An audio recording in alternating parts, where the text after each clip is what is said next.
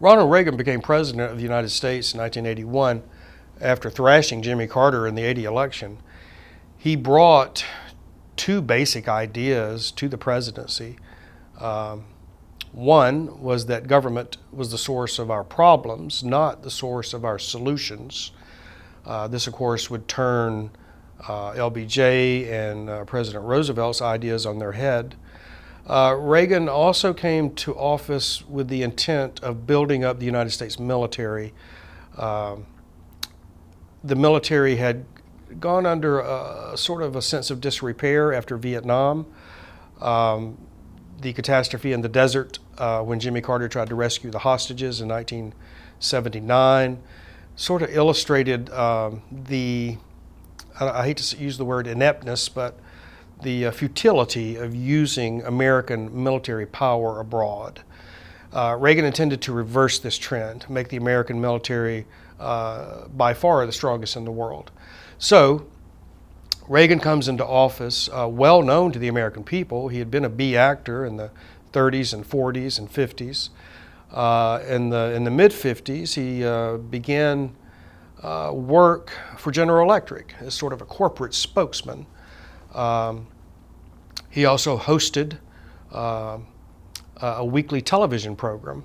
So he stayed in front of the American people for generations, and people knew who he was and generally liked him. He seemed a most amiable person.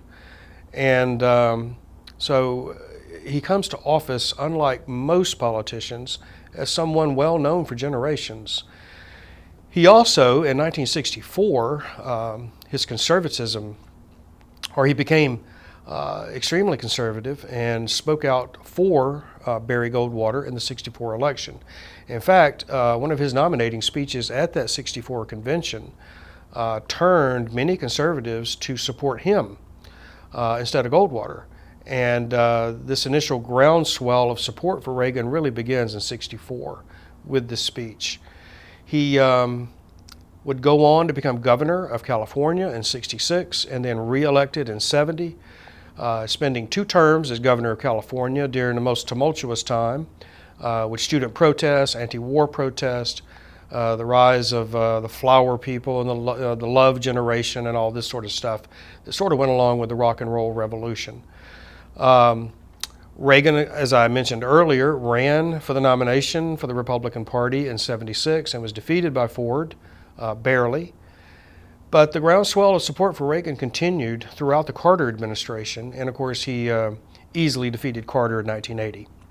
Now, Reagan, domestically, his primary policy was to cut taxes for the rich. We called this, trickle-down economics, I believe was the phrase. The idea here being if you cut taxes for the wealthy, they'll take those savings and invest them in businesses and other enterprises, which will create jobs, which will create consumer demand, which will boost the economy. And of course, when Reagan became president, he inherited that economy of high inflation, high interest rates, that Jimmy Carter had presided over. So Reagan's idea was to cut taxes for the wealthy, hoping that the benefits of this would trickle down into the rest of the middle class population. And in time, the economy did recover in the '80s, and this still remains controversial as to whether trickle-down economics works or not. The second big idea that Reagan had, I mentioned, was the buildup of the American military. Reagan came to office as a genuine Cold Warrior. The Cold War consensus had held since the time of Harry Truman, but most U.S. presidents sought a relaxation of tensions between the United States and the Soviet Union. Reagan seemed to exacerbate those tensions instead of seeking to relax them. He made no bones about the fact that he viewed the Soviet Union as a source of evil in the modern world. He referred to them as the evil empire. He talked about Marxist-Leninist states ending up in the dustbin of history. He made a joke one time before a radio broadcast that he was about to press the button to launch nuclear weapons against the Russians. This, of course, was not viewed as very funny by the rest of the world. So Reagan's open hostility towards the Soviets created in the West what we call the freeze movement, an anti-nuclear freeze movement, where people began to protest the continued deployment of nuclear weapons, especially in Europe. The Europeans felt especially vulnerable to Reagan's policies because, of course, it would be in Europe that a nuclear war would be fought, at least in the beginning. So there's a great deal of genuine fear here on the part of many in the West over Reagan's hostile attitude toward the Soviets. Now, this would change fairly dramatically. The Russian leadership in the early 80s were at the end of the lifespan of those original revolutionaries or people who were young during the revolution. And the leadership's dying off. I remember Andropov died. What was the other gentleman's name? Chernenko died. I believe Reagan made a joke that he'd be happy to meet with the Soviet leaders if they would just stay alive. Well, in 1985, a young, dynamic Soviet leader came to power, Mikhail Gorbachev. So finally, Reagan had someone he could deal with. And indeed, these two men met. I think Gorbachev was a bit put off by Reagan's lecturing him, Reagan's open hostility. Reagan, on the other hand, I think was a bit impressed with Gorbachev. He was a young, intelligent, dynamic leader of the Soviet Union. This relationship will bear fruit, indeed will point us toward the end of the Cold War in the late 80s and early 90s.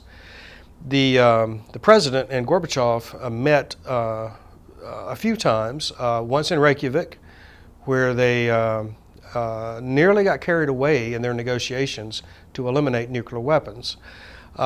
This attempt to eliminate nuclear weapons at Reykjavik was not successful because Reagan had a great deal of faith in what he called SDI. This is the Strategic Defense Initiative. We know it today by the name of Star Wars. Reagan's adherence to SDI was genuine. The thought of nuclear war was abhorrent to President Reagan. The thought of the system of mutual deterrence that had prevailed throughout the Cold War, I think Robert McNamara used the acronym MAD, Mutual Assured Destruction. This presented to any president of the United States some very bad choices in the case of conflict with the Russians. You could do nothing and allow your allies or your own country to be destroyed, or you could retaliate, in which case the entire Northern Hemisphere would be destroyed. Reagan did not view this as reasonable choices. So his idea was to establish a defense shield in space, a defense shield that could detect incoming Soviet ICBMs and destroy them as they made their way over the North Pole on their way to their targets in the United States. Now, SDI, of course, has never been implemented. This is what, 2015? The technological challenge of SDI is overwhelming. Maybe at some point in the future it will be developed. Certainly the political momentum for it has dissipated. But nevertheless, Reagan held very fast to this idea. And it prevented breakthroughs in the early relationship with Mikhail Gorbachev. Now, I need to say something about Gorbachev as well. He is a dedicated communist. He comes to power in '85 with the idea that the Soviet Union needs to modernize itself. The Soviet economy needs to become a more market-oriented economy so it can respond to consumer demand. The Soviet Union needs to become more transparent politically. Gorbachev's policies went under the names of glasnost and perestroika, restructuring and a creation of plurality, or at least a sense of plurality in the Soviet Union, so that the Communist Party is not the only party operating and that there's a more diversity of political opinion. What Gorbachev inadvertently does here with these policies is unleash Pandora's, sort of opening Pandora's box. He loses control of this process, and rapid change will begin to occur in not only in the Soviet Union but throughout Eastern Europe. Let me point out that in 1989, two events occur which are going to fundamentally change and everything and herald the end of the Cold War. First, in Poland, Solidarity comes to power. Solidarity, of course, is the great Polish trade union who had been battling against the communists for some time, and a non-communist government is elected in Poland. Now, ordinarily, throughout the Cold War, if something like this had happened, you would expect Soviet tanks to intervene. Well, Gorbachev did no such thing. He said that was Poland's business, not his. Later in 1989, the fall of the Berlin Wall took everyone by great surprise. I don't think anyone expected this to happen unless it was accompanied by war. The fall of the Berlin Wall led rapidly to the reunification of Germany. East and West Germany would rapidly become one country again. It's difficult to express the shock of these events because it was always expected that if such a thing happened, it would signal nuclear war between East and West, between NATO and the Warsaw Pact. But again, Gorbachev said that was the Germans' business, that he had no interest in getting involved in that type of conflict. Gorbachev began to withdraw the Soviet army from Eastern Europe, as he had earlier withdrawn the Red Army from Afghanistan. He and Reagan would agree not to place more strategic weapons in Europe. And you can see here in these events the unraveling of the Cold War. The Cold War would not officially end until Reagan's vice president, George H.W. Bush, would become president in 1989. But Reagan and Gorbachev certainly set the stage for the end of the Cold War. Reagan's popularity remained great throughout his first term. He easily won re-election against the Democratic candidate, Walter Mondale. Reagan's second term was a good deal rockier, however. The Iran-Contra affair occurred during the second administration. Here, Reagan was, and how should I put this? The Reagan administration had proclaimed repeatedly that it would not negotiate with terrorists. We had hostages held in Lebanon, and we began to sell arms to Iran in the hope that Iran would use its influence to help free these hostages. The money that we received from selling these arms to Iran was then diverted to the Contras in Nicaragua and Central America, where another Cold War battle was taking place. This blew up in Reagan's face in 1986 and 87. The president was finally, he went on television and admitted indeed, much to his dismay, that hostages had been bargained with. We had made concessions to terrorists. We had sold weapons to them in exchange for hostages, and we had diverted money to the Contras. Now, Reagan's admission of fault here repaired his relationship with the American people for the most part, but it left people wondering if the president was indeed fully engaged, fully in charge of his administration. On the one hand, he can either be lying about this Iran-Contra affair, or on the other hand, he's so disengaged he doesn't know what's going on. These are both bad choices, obviously. Reagan, of course, would leave office after the '89 election, and within, I think, about 5 years, it seems, we received, the American people received an open letter from the ex-president informing us that he had been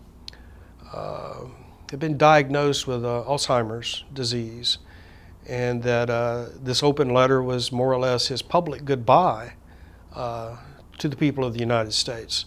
And then, of course, Reagan would die a few years later, and he was afforded one of the great sort of public funerals in American history. And even today, Reagan, of course, is for conservatives, Reagan remains probably the greatest figure of influence and of respect. And you hear his name mentioned quite often in this upcoming presidential year. We'll look at the Gulf Wars next time. Thank you.